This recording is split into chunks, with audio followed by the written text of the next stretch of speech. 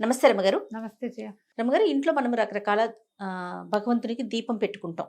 ఉదయం పెట్టుకుంటాం, సాయంత్రం పెట్టుకుంటాం. 3 ఒత్తులని, 1 ఒత్తని ఇట్లా కామాక్షి దీపం అని పెట్టుకుంటాం కదా! అఖండ దీపం అనేది ఎప్పుడు పెట్టుకోవాలి? ఏదైనా దీక్షలో ఉన్నప్పుడు అఖండ దీపాలు పెడతారు జయ. ఆహా! మామూలు రోజువారీ దీపం వేరు. హ్మ్. ఒక్కొక్కళ్ళకి ఉంటుంది పొద్దునుంచి తెల్లవారి పొద్దోయిదాకా దీపం ఉండాలి అని, రాత్రి తెల్లవార్లు దీపం వెలగాలని. మామూలు దీపారాధనే కొంచెం ఎక్కువ నూనె పోసి సన్నగా వెలుగు పెట్టి పొద్దునుంచి సాయంత్రం దాకా వెలిగేలాగా పెట్టుకుంటారు కొంతమంది. హుహు. ఈ అఖండ దీపం అంటే సాధారణ దీపారాధన కాకుండా అఖండానికి ఒక ప్రత్యేకమైన పద్ధతి. బియ్యము ధాన్యం పోసి హ్మ్. తర్వాత దానికి కాస్త అలంకారం అది చేసి అప్పుడు ఈ పెద్ద పెద్ద దీపం పెడతారు. పెద్ద ప్రమిదిలో వేస్తాం కదా! పెద్ద ఒత్తేస్తాం. ఒకటే ఒత్తి వేస్తాం కదా! ఒకటే ఒత్తి అవి రెండు ఒత్తులు లేదా 3 ఒత్తులు పేని ఒక స్వరూపంగా ఒక జ్యోతి. అఖండం అంటే ఒక్క జ్యోతి. హ్మ్. ఈ అఖండ దీపారాధన ఇప్పుడు 9 రోజుల దీక్ష, 5 రోజుల దీక్ష అలా ఉన్నప్పుడు పెడతారు. హుహు. అయితే ఈ అఖండ దీపానికి చిన్న నియమం ఉంటుంది. అదేంటంటే కొడి కడుతుంది. ఆ కొడి తీసి మలిపి మళ్ళీ కొంచెం జ్యోతిని ప్రజ్వలనం చేయాలి. హుహు. ఎక్కడ పడితే అక్కడ బాత్రూములకి వెళ్ళొచ్చి బయటికి వెళ్ళొచ్చి దీపారాధన దాన్ని ముట్టుకోకూడదు. హ్మ్. మడిగా చేయాలని మా ఇళ్లలో పద్ధతి అయితే మడిగా చేయాలని. ఒక వెంకటేశ్వర దీపారాధన చేసినప్పుడు ఏదైనా దేవాలయం మన సత్యనారాయణ వ్రతము, గృహప్రవేశము, వివాహాది శుభకార్యాలు అప్పుడు చేస్తే ఇది మన ఇది చేస్తాం కదా, మన చలివిడి దీపారాధన చేస్తాం. పెద్ద చలివిడి ఎక్కువ గుంత చేసి అందులో పెట్టి పెడతారు. ఎప్పటిదాకా వెలిగితే అప్పటిదాకా దాన్ని అట్లా పూర్తిగా వెలగనిస్తారు. వెంకటేశ్వర దీపారాధన కూడా అంతే. పెద్ద ప్రమిద పోసి ఒత్తి ప్రమిద పెట్టి అందులో బాగా ఆవునై పోసి అంటే ప్రత్యేకించి వ్రతాలు చేసేటప్పుడు అట్లా కొందరి ఇళ్లలో ఉంటుంది. కానీ మనం అఖండం అనగానే దసరా 9 రోజులు, వసంత నవరాత్రులు. వసంత నవరాత్రులు అంటే చైత్ర శుద్ధ పాడ్యమి పండగ నుంచి మొదలుపెట్టి రాముల వారి పెళ్లి పండగ పట్టాభిషేకం దశమి నాటి దాకా ఉంచుతారు. ఇవి మనం సాధారణంగా ఇళ్లలో కంటే దేవాలయాల్లో చూస్తాం. ఇంట్లో ఇలా దీక్షగా ఉంచుకునే వాళ్ళు దీన్ని పెట్టుకోవచ్చు. ఓకే. ఇప్పుడు ఏదైనా జయ, నిన్ను బెదిరించడం ఎంతసేపు? అంతే కదా రమ్మగారు. ఒక్క మాట ఇప్పుడు నా వీక్నెస్ ఏదో తెలిసిందంటే వెంటనే బెదిరించవచ్చు. బెదిరించడం చాలా సులువు.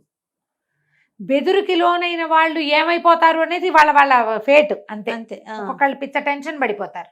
అవును. ఈ అఖండం ఆరకూడదు చెప్పాము, అది మలకూడదు, ఉంచాలి. ఉంచగలిగితేనే పెట్టు. నువ్వు పెట్టాలి, అది మలకూడదు. నువ్వు ఒళ్ళు దగ్గర పెట్టుకోవాలి అంటే పెట్టకపోయినా పర్వాలేదు. రోజువారీ దీపారాధన చేసుకోండి. ఇంట్లో 4 పెద్దవాళ్ళు ఉండి, నీకు వెన్నుదన్ను ఉండి, ఇంట్లో పని చేసుకునేందుకు అవకాశం ఉండి, నువ్వు బయటికి వెళ్తే నీ ఇల్లు దీపాన్ని కనిపెట్టుకుని ఉండేందుకు ఇంట్లో పెద్ద దిక్కుంటే అప్పుడు నువ్వు అఖండం పెట్టుకోవాలి. ఏ అవకాశం నువ్వే అసలు ఇంట్లో నుంచి బయటకు వెళ్ళవు, నీకే పరమ శ్రద్ధ, నీకు అదేదో నువ్వేమిటో చాలా చేయగలవు పాపం నువ్వు. అలాంటప్పుడు పెట్టుకో. నీకు భయం ఉంటే చేయకూడదు ఇలాంటివి. అమ్మో నెత్తడిస్తుందని. నెత్తడించడం కాదు, చటుక్కున కరెంటు పోయిందనుకో ఒకసారి ఏమవుతుంది? మన పరిస్థితి అంధకార బంధనం అయిపోదు. దీపం వెలిగినా అంతేనమ్మా. భయపెడితే ఎట్లా? అసలు చేయటం మానేస్తారు కాదు మరి. అంతే కదా. నేను ఎప్పుడు నాకు ఒకటే సిద్ధాంతం ఉంటుంది జయ. మీరు ఇది ఎక్కడ చదివారు అని అడిగారు ఎవరో నన్ను. ఎక్కడైనా చదవాలా? ఆలోచించం మనం. చదవాల్సిందేనా మనం? రోజువారీ దీపారాధన చేసుకో. అదేంటండి 10 రోజులకు అఖండం పెట్టాలి మీరు చెప్పలేదు, పెట్టకపోయినా పర్వాలేదు అని అలా ఎలా చెప్తారు? మీరు పెట్టాలి. అసలు 10 రోజులు చేయక్కర్లేదు. మీరెవరు కూడా చేయక్కర్లేదు. మీ ఇంట్లో లేకపోతే చేయక్కర్లా. మరి అది కూడా చెప్తున్నాగా. ఇలా అడిగి ఉంటే దానికి చెప్తున్నా, నువ్వు చేయగలిగి నీకు ఇంతమంది ఉంటే మీరు ఇంట్లో అఖండం పెట్టుకోవచ్చు. ఓకే. ఇవి కాకుండా ఇంకా సప్తాహం చేయాలనుకుంటాం మనం, ఏదైనా భాగవత సప్తాహం 7 రోజుల భాగవతం చదవదలుచుకున్నాం మనం. ఓకే, చేయొచ్చు. కృష్ణాష్టమికి ముందు ఎప్పుడో మొదలు పెట్టుకుని చేసుకోవచ్చు. లేదా ఏ బాబా గారి పారాయణో చేస్తారు, గురు చరిత్ర పారాయణ 7 రోజుల్లో చేయదలుచుకున్నాం. అలాంటప్పుడు కూడా మీరు అఖండం పెట్టుకోవచ్చమ్మా. మీకు ఈ వనరులు ఉండాలి. ఎవరైనా మీ దీపాన్ని సంరక్షించే ఇంకో మనిషి మీతో పాటు, మీకు ఇంట్లో చిన్నపిల్లలుండి, మీరు సేవ చేయవలసిన వృద్ధులుండి, మీకు ఉద్యోగం ఉండి, అలాంటప్పుడు పెట్టుకోవద్దమ్మా.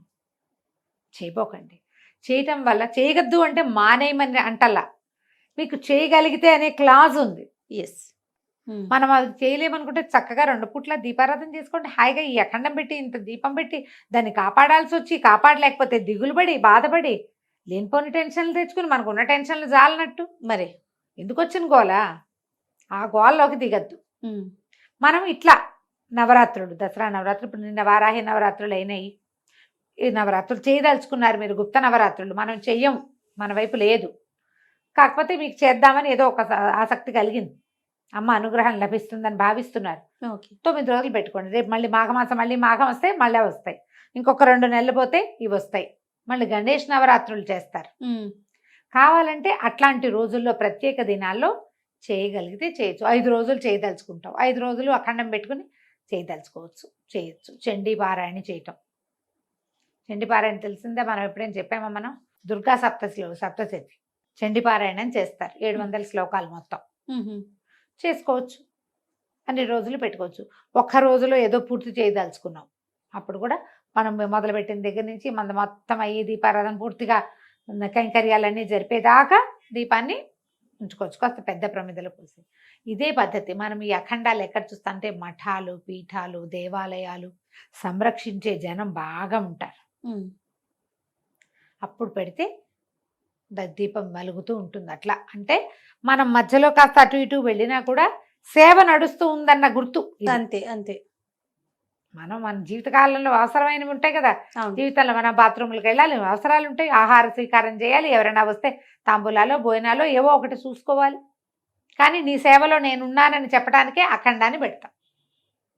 వదిలేసినట్టు కాకుండా ఉమ్. ఆలోచించి పెట్టుకోండి. ఇంట్లో పెట్టుకోవచ్చు. ఇట్లా ప్రత్యేక సందర్భాల్లో ఎప్పుడు పడితే అప్పుడు చేయకుండా ఉమ్. ఇలా మనం కంటిన్యూస్ సేవాకాలం జరిపేటప్పుడు ఖచ్చితంగా పెట్టుకోవచ్చు. పెట్టుకోవచ్చు. రైట్ రమ్మ గారు, నమస్తే.